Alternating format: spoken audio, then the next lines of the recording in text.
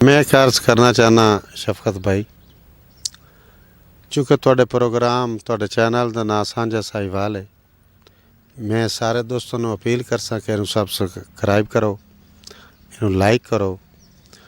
उनकी वजह की है, उस वजह का किसी को कोई पता नहीं। नवी नस्लों पैदा हो गई हैं। जिस कमालीए च मैं बैठा, ये भी पहले साहिवाल का हिस्सा है। साहिवाल की हिस्टरी च आके वेख लो। साहिवाल दा असी साहिवाल का हिस्सा से साहिवाल दे निलैक सियासतदान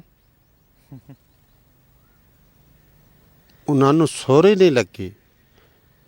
उन्होंने वजह तो उन्होंने निलैकी की वजह तो साहिवाल टोटियां तकसीम हो गया।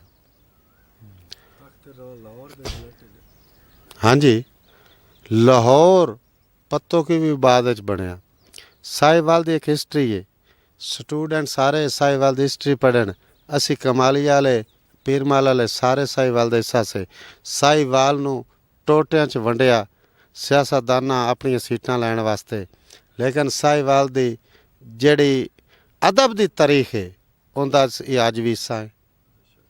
इस वजह तो असी भाई शफकत नूं अपना इंटरव्यू दिता, अपना कलाम सुनाया कि साडे ज़हन च अज भी असी साहिवाल दे हैं, असी कोई बाहर दे नहीं हैं।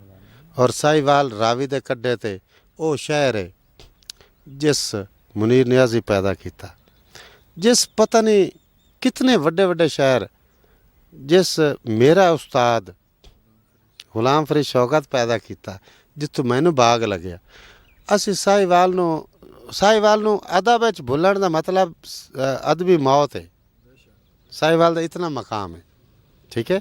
और चूँकि इस प्रोग्राम का इस चैनल का नाम सांझा साहिवाल है, तो मैं अपना फर्ज समझते हुए दसदा पाया कि जेड़े अज दे साहिवाल नूं प्रेजेंट करने वाले शायर हैं, अगर वो साहिवाल की तारीख नहीं समझते, कम अज़ कम साहिवाल की तारीख नूं पमाल ना करन। कम अज़ कम अपना इतना म्यार रखन जिवें उन्होंने इस्लाफ का म्यार है।